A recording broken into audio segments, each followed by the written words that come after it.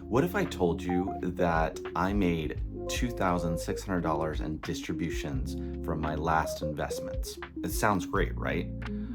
But what if I also told you that those distributions and those investments have slowly been deteriorating over time? And today I'm going to show you the exact numbers, exactly why it happened, and how I turned this mistake into something that actually has benefited me. This is the video I wish existed long before I even tried to invest into these investments, and you guys get to enjoy my embarrassment. I'm Mike Collins, and on this channel we talk about personal finance and personal development. Not just theory, not highlights, the actual decisions that I'm making with real money, and even the really bad decisions. In August of 2024, I felt like I finally had figured it out. I had found these investments that were going to make my life so much different. I made a financial decision that seemed smart at the time. The income was real. And for a while, I honestly felt like I was a grand wizard of finance, just straight up, but I hadn't. What I did learn has changed how I invest and my understanding of investing. So let's get into it. It was August of 2024, and I kept seeing on Reddit and on YouTube and social media platforms that these ETFs were just pure gold. The pitch was simple and intoxicating. What if your investments paid you weekly? Not quarterly, not monthly, weekly. And the yields being advertised were not 3 or 4%. We're talking 30, 50, even 100%. And some of you may already know the specific ETFs that I'm talking about, but for those that don't, these are called YieldMax ETF funds. And the way they work is through a strategy called cover calls. Essentially, the funds sell contracts on popular stocks like Nvidia, Coinbase, Palantir, all those, to generate income, and then pays you that income as distributions. The names that I bought into were XDTE, QDTE, YMAG, YMAX, Ulti, Misty, Coney, Nvidia, and PLTY for Palantir. 9 funds. And my thought was diversification, because that's my financial background, is the concept of as long as I don't have all my eggs in one basket, it's got to be better than just one, right? And they all had strong numbers in August of 2024 and were promising things that I didn't even think were possible. I invested roughly $3,580 across all 9 of these funds. And my thinking is that if I can collect distributions on these, if I turn on drip, then I should be able to reinvest into these, and the snowball effect of these will just quantify to a point that I could easily be a millionaire in less than 10 years. It made sense in my head. It looked good on paper with some caveats, and those caveats cost me. Before I show you the numbers, I want to talk about the mechanic that I didn't fully understand or think would possibly happen the way that it did. Because this is the part that matters, and this is what I want to prevent you all from making the same mistake as mine. When a YieldMax fund sells a covered call, it's called a premium. That premium becomes your distribution. And that part works exactly as advertised. No lies there. The problem is the other side of that trade. When the fund sells a covered call, it caps its upside. If the underlying stock, let's say Nvidia, goes up 40% in a month, the fund doesn't fully participate in that gain.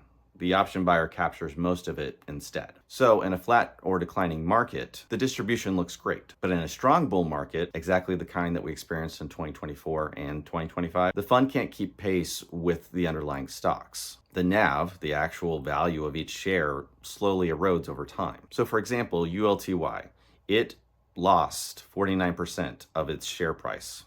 YMAX lost 42% of its share price. Meanwhile, they were paying out distributions the whole time, which made everything look fine on the surface. It's like a business that keeps paying bonuses to its employees while quietly spending down its savings account. The paychecks keep coming, the underlying account keeps shrinking.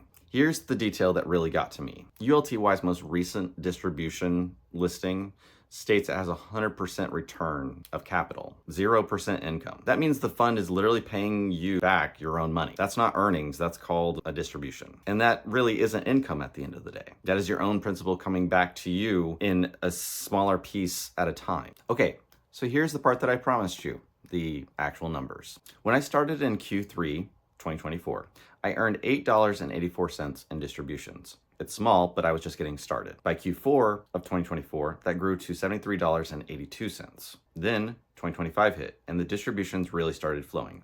Q1 brought $176, Q2 nearly $500, Q3 was the peak at $660, and then the roller coaster ride of Q4 was $632. My total distributions for 2025 were $1,967. In 2026, Q1 brought another $435, and Q2 so far has added $193. The total distributions across all of this is $2,678. And that number honestly felt great looking at it on paper. Like, it felt like it was working, right? But here's the other side of that ledger experiment and the actual sobering moment for me. If you remember, I invested $3,580 into this entire experiment, or that's what I'm calling it because, it's a failure. Those same positions are currently worth $2,830. So when you do the simple subtraction, that's a $750 loss in principal. Yeah. So here's the honest recap of the math. I received $2,678 in distributions and lost $750 in principal. My net principal is roughly positive $1,928 before taxes. Now here's where it gets really interesting. And this is the part that most people don't think about with these types of funds. YieldMax distribution has dropped by 53% since October of 2025. The income stream I was counting on has been shrinking this whole time, and the NAV is still declining. Both things are happening simultaneously, which means that if I stayed invested in these and kept reinvesting back into them over time, I would have lost even more money, literally compounding in the wrong direction. I like to think of it this way. It's as though you found a lemonade stand, you walk up to it, you get that nice cup of refreshing lemonade, but quietly, silently behind the scenes, what you thought was an infinite lemonade stand, someone on the back end has slowly been stealing the lemons. It's not cool. And then there'll eventually be no lemonade left. So here's my saving moment for myself. In August of 2025, so a year of this experiment / tragedy of sorts, I stopped investing. I stopped turning on drip into these funds. I stopped it all. And I made a new decision. I accepted the fact that the experiment hadn't worked at all. But I didn't want to take it as a complete loss. I didn't want to just sell them. So what I decided to do was take the distributions and then put them into my Roth IRA to invest into actual stable things, the things that I've talked about in my other videos: SPMO, QQQM, VTI, VGT, SCHD, TGRO. So think about that in the practicality of it.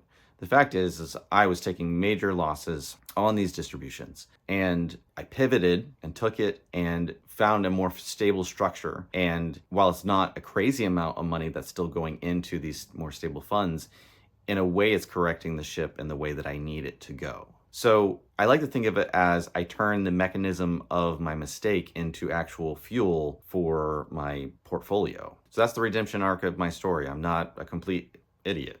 Huzzah!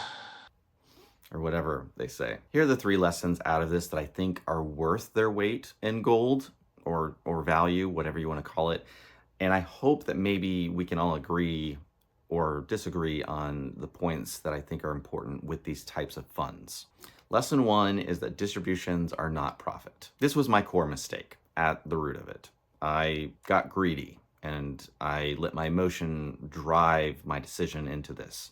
I saw the returns happening on Reddit and YouTube, and I didn't put as much cash or equity into these that a lot of people on social media claim to have. I mean, there's people that took second mortgages out to put into these funds.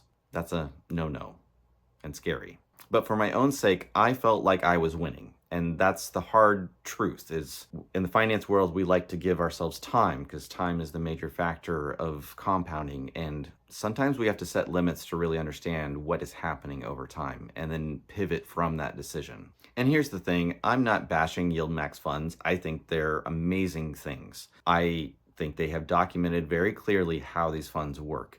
I think it's an easy trap to fall into for those of us that just want to have that lightning captured in a bottle type moment. Lesson 2, High yield is almost always telling you something. The fact is that sometimes it's too good to be true. And it's a hard lesson for all of us is new funds are going to continue to come out. AI is going to be helping create new funds as we grow.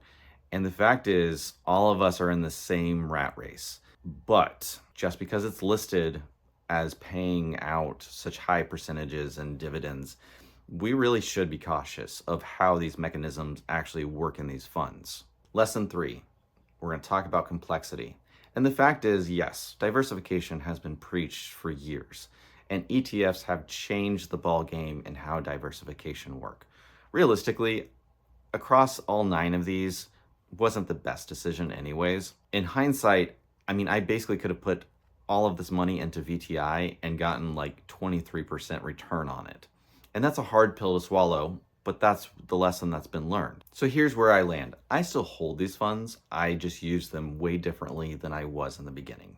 I hold these funds, and not because I believe in them as core holdings anymore, but I'm using them as a different type of tool to help fund my Roth IRA.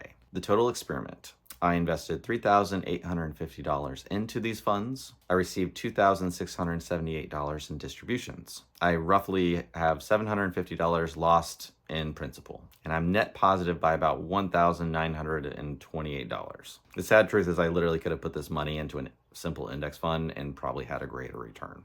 It's really sobering. The fact is, if you've ever been in this situation chasing high yields, comment down below. I'm really curious. I feel like this is one of those community building things of I wanted to reveal one of my major mistakes that I've made over the past 10 years of investing. And I think it'll allow us to connect a lot more. So please comment below if you feel free to.